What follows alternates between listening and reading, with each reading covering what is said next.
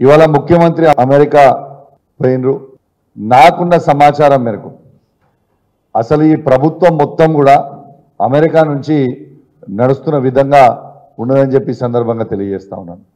అసలు నాకున్న సమాచారం మేరకు ఏనాడు కూడా ముఖ్యమంత్రి గారు, చీఫ్ సెక్రటరీ గారు, ఫైనాన్స్ సెక్రటరీ గారు ముగ్గురు కలిసి పోయిన చరిత్ర నాకు తెలిసి నాకున్న సమాచారం మేరకు ఎన్నడూ కూడా లేదు. అసలు ఈ గవర్నమెంట్ ఉన్నదా లేదా, ఇలా బాధ్యతగా ఇదేమన్నా అయితే గిట్లా ఇప్పుడు గురుకులం గురించి చెప్పారు, దీనికి ఫైనాన్షియల్ అసిస్టెన్స్ ఇవ్వాలి. ఎవరు ఇవ్వాలి? సెక్రటరీ, ఫైనాన్స్ సెక్రటరీ గారు ఇవ్వాలి. ఎక్కడున్నారు ఫైనాన్స్ సెక్రటరీ గారు? అమెరికాలో ఉన్నారు. ఫ్లైట్లో పోయినరు.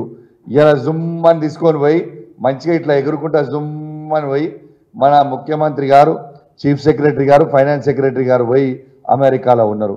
నేను ఒక్కటే అడుగుతున్నా ఈ ముఖ్యమంత్రి గారిని, మీరేమన్నా అమెరికా ప్రెసిడెంట్ కాంటెస్ట్ చేద్దామని ఆలోచనలో ఉన్నారా అని అడుగుతా ఉన్నాను రేవంత్ రెడ్డి గారిని. అసలు ఇక్కడ ప్రజలందరూ ఇబ్బంది పడతా ఉంటే ఎంజిఎం హాస్పిటల్లో నిన్న కుక్కలు గరిచి ఒక చిన్నారి పుట్టిన అబ్బాయిని చంపేసినాయని వస్తూ ఉంటే ఒక్కరు కూడా స్పందించరే. అసలు ఈ ముఖ్యమంత్రి గారిని ఇంకో ప్రశ్న నేను అడగాలన్నా అనుకుంటున్నాను. తను ఏమన్నాడు? తను పిసిసి ప్రెసిడెంట్గా ఉన్నప్పుడు ఎన్ఆర్ఐలని ఏమన్నాడు? నాన్ రిలయబుల్ ఇండియన్స్ అన్నాడు. మరి అదే ఎన్ఆర్ఐల దగ్గరికి ఎలా పోయినావు కదా నువ్వు? మరి వాళ్ళు నాన్ రిలయబుల్ ఇండియన్సేనా? మరి మీరు నాన్ రిలయబుల్ ఇండియన్స్ దగ్గరికి పోయినప్పుడు నాకు కొందరు అమెరికా నుంచి నా ఉన్న ఫ్రెండ్స్ కానీ నా కజిన్స్ కానీ ఫోన్ చేస్తూ ఉన్నారు. మరి మమ్మల్ని ఈయన నాన్ రిలయబుల్ ఇండియన్స్ అని ఆనాడని ఇవాళ మా దగ్గరికే వస్తున్నాడు కదా, మరి ఈ రేవంత్ రెడ్డి గారైన నాన్ రిలయబుల్ ఇండియన్ని మేమెట్లా నమ్మి పెట్టుబడులు పెట్టాలి అని ఇవాళ అమెరికాలో ఇదొక పెద్ద చర్చ అయిపోయిందని చెప్పి సందర్భంగా తెలియజేస్తా ఉన్నాను. వాస్తవంగా చెప్పాలంటే రేవంత్ రెడ్డి గారు కేవలం షో పుటప్కి పోతా ఉన్నాడు తప్పితే ఆడ ఇన్వెస్ట్మెంట్స్ వచ్చేది లేదు, ఏం లేదు.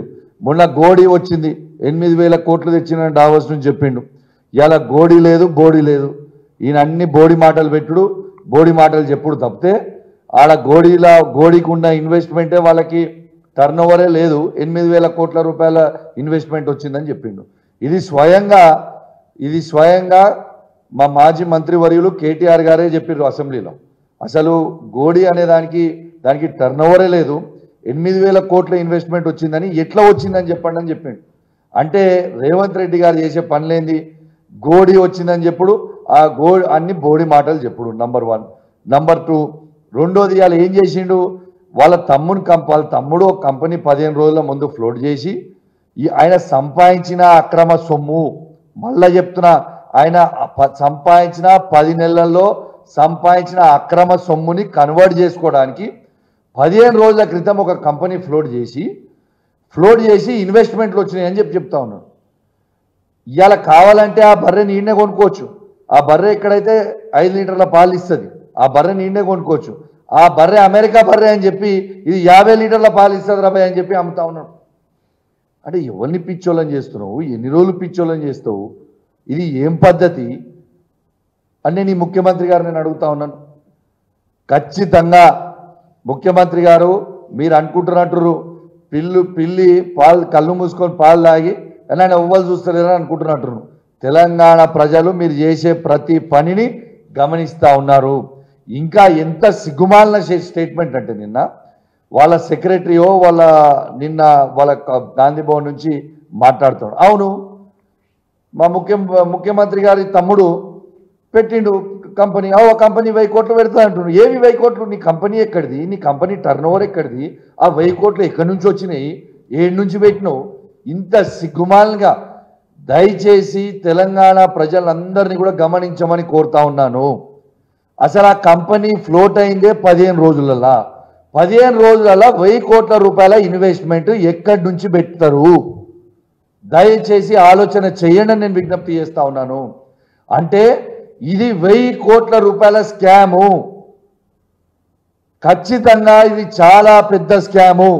నేను దయచేసి కేంద్ర ప్రభుత్వాన్ని కూడా కోరుతా ఉన్నాను, నరేంద్ర మోడీ గారిని కూడా కోరుతా ఉన్నాను, దీని మీద మీరు ఖచ్చితంగా ఈడీ ఎంక్వైరీ చేయాల్సిందే. దీని మీద పెద్ద మనీ లాండరింగ్ అయింది దీంట్లో ఖచ్చితంగా నాకు అనుమానం ఉంది.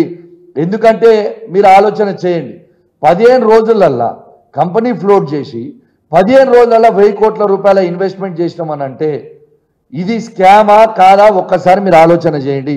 మరి ఈ 15 రోజులలో 1000 కోట్ల ఇన్వెస్ట్మెంట్ చేసే అన్ని పైసలు వస్తే అది ఏం మంత్రం ఉన్నదో నాకు చెప్తావా కొంచెం? మరి మీరు కూడా మా ఉన్న మాజీ మంత్రులలాగా మీరు కూడా ఏమైనా బంగారు గుడ్లు కానీ లేకుంటే బంగారు భూములు కానీ ఏమైనా తయారు చేసిర్రా? మరి మాకైతే అర్థమవుతలేదు.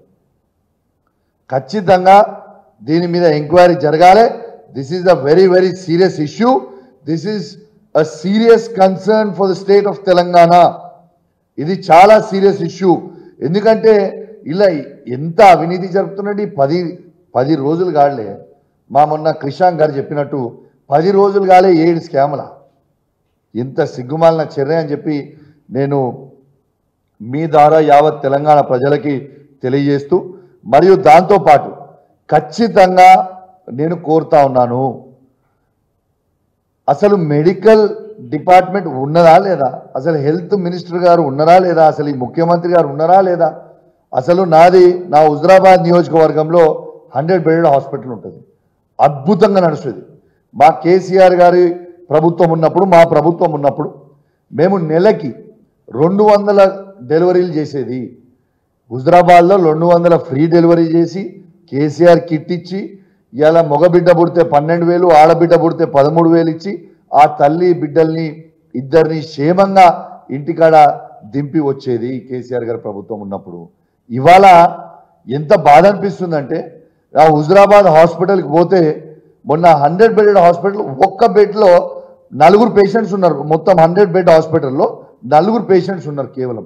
ఎందుకున్నారు అని అంటే ఇలా కేసీఆర్ గారి ప్రభుత్వం ఉన్నప్పుడు 6 గైనకాలజిస్టులు ఉండే, ఇలా కేవలం ఒక్కరే ఉన్నారు. ఇలా ఆ రోజు 2 జనరల్ సర్జన్లు ఉండే, ఇలా ట్రాన్స్ఫర్ చేసి 0 చేసిండు. ఇలా 5 అనెస్థిషియాలు ఉండే, ఇలా కేవలం 2 అనెస్థిషియాలు మాత్రమే ఉన్నారు.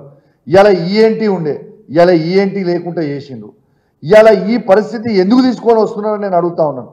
నా హుజరాబాద్ నియోజకవర్గంలో ప్రజలు చాలా ఇబ్బంది పడతా ఉన్నారు. దయచేసి అర్థం చేసుకోండి.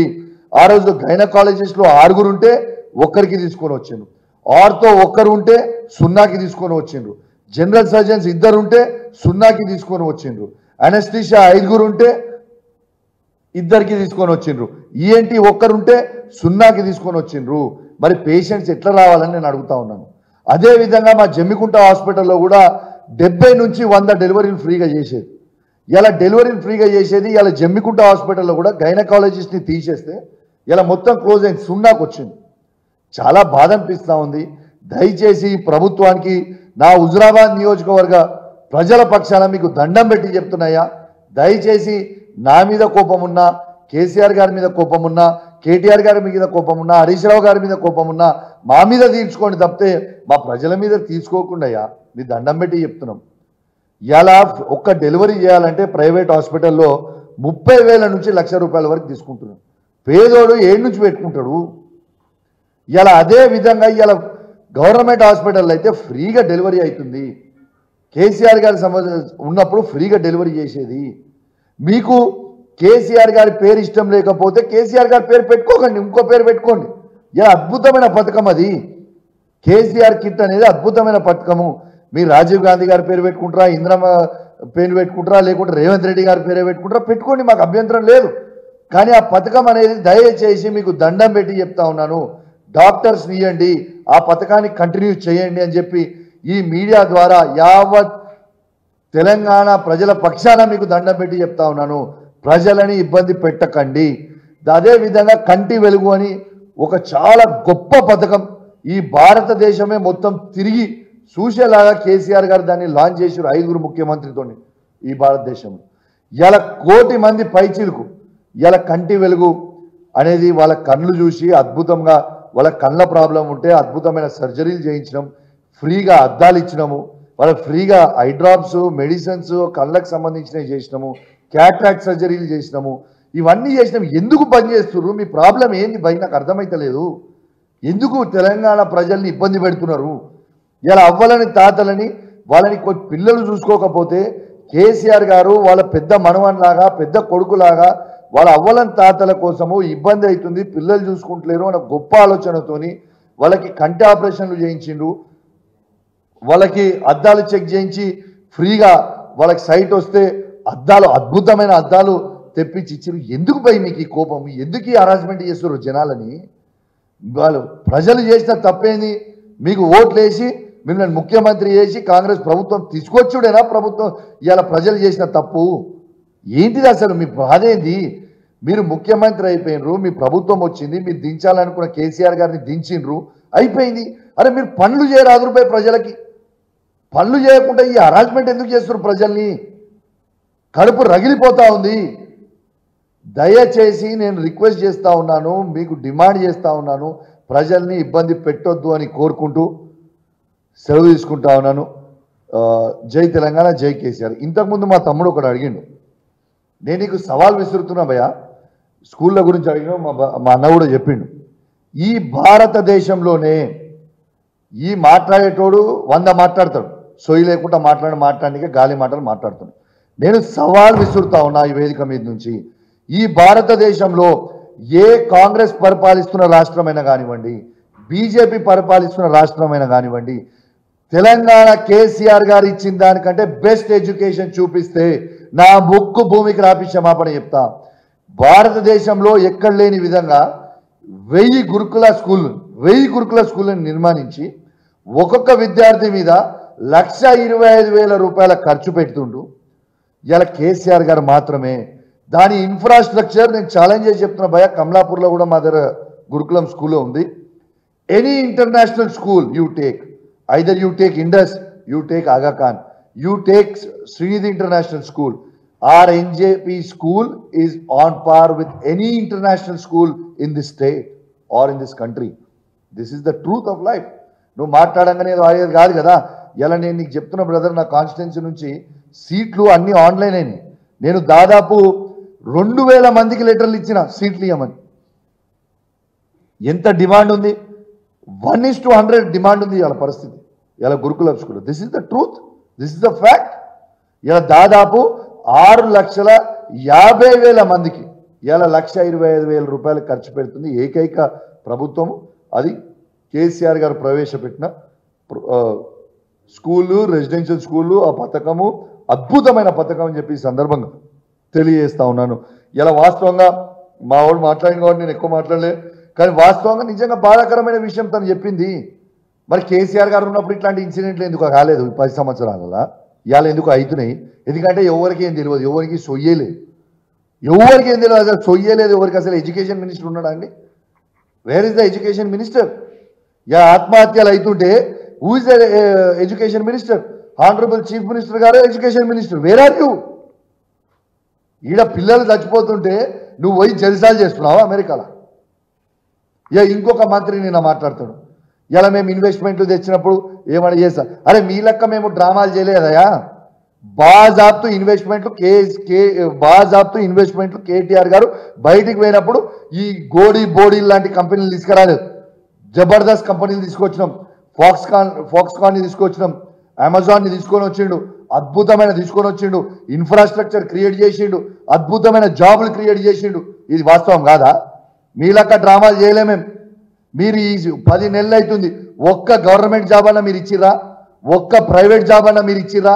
మీ లెక్క యాక్షన్లు చేయలేము మా కేటీఆర్ గారు. బాజాబ్తూ మా కేసీఆర్ గారి నాయకత్వంలో కేటీఆర్ గారు భారతదేశంలో ఏ రాష్ట్రంలో చేయని విధంగా ఇలా 10 లక్షల ఐటీ జాబులు కూడా కేటీఆర్ గారు తీసుకొచ్చి ఇలా యువతనికి ఇచ్చి కాపాడుకుంది. వాస్తవం కాదా? మీరు వాస్తవం మీరు అబద్ధాలు చెప్పి మీరు ఏదో ఉపన్యాసాలు ఇచ్చి బోర్డు ఉపన్యాసాలు ఇచ్చి యాక్షన్ చేస్తే యాక్షన్ అయిపోతాయి. Is is not the truth. ఇలా జనాలు నవ్వుకుంటారు. మొన్న కేటీఆర్ గారి ఇంగ్లీష్ మీద ఒక కామెంట్ చేసిండు, నేను ఏంటిదో కామెంట్ చేసిండు, నవ్వుకుంటారు ఆ ముఖ్యమంత్రి గారిని మీద. ఇలా just because you don't know how to speak English, ఇలా యూఆర్ మేకింగ్ యూఆర్ అబ్సల్యూట్. నీకు జెలసీ, కేటీఆర్ గారి మీద జెలసీ కనబడుతుందని మొత్తం ప్రజలు యావత్ తెలంగాణలో ఉన్న ప్రతి మనిషి నవ్వుకుంటారు నీ మీద ఇష్యూలా. ఇది నిజం కాదా? ఇది అసలు తెలంగాణ కాదు, ప్రపంచం మొత్తం నవ్వుకుంది. ఇలా కేటీఆర్ గారు ఎంత అద్భుతమైన పేరు తెస్తా ఉన్నారు, ఇలా ఎంత అద్భుతంగా మాట్లాడతారు. నీకు ఇంగ్లీష్ రాకపోతే ట్యూటర్ని పెట్టుకొని నేర్చుకొని ఆయనను చూసి ఈర్చపడకు. ఇంకా ఆయన కంటే ఇంకా మంచిగా చేయాలనేది నేర్చుకో, ఇంకా మంచిగా మాట్లాడు ఇంగ్లీష్. నీ నీ నీ ఇంగ్లీష్ చూసి దేవుడా దండం పెట్టాలి డావోస్లో ఒకడు ఉరిగిండు ఈ పరిస్థితి చేసుకొని వచ్చిండు కాబట్టి నువ్వు కేటీఆర్ గారి మీద ఏడవకు దయచేసి కేటీఆర్ గారి మీద ఏడుచుడు బంద్ చేసి కేటీఆర్ గారు దిగిపోయారా బాబు కేటీఆర్ గారు ఇప్పుడు ఒట్టి ఒక ఎమ్మెల్యే కేసీఆర్ గారు కూడా దిగిపోయారు బాబు ఇప్పుడు ఎమ్మెల్యే ప్రతిపక్ష నాయకులు మేము అంతే ఇక నువ్వు ముఖ్యమంత్రి అయినా మీ ప్రభుత్వం వచ్చింది మా మీద ఏడుచుడు బంద్ చేసి నువ్వు ఏం పని చేస్తావు పని చేయని చెప్పి సందర్భంగా తెలియజేస్తూ సెలవు తీసుకుంటాం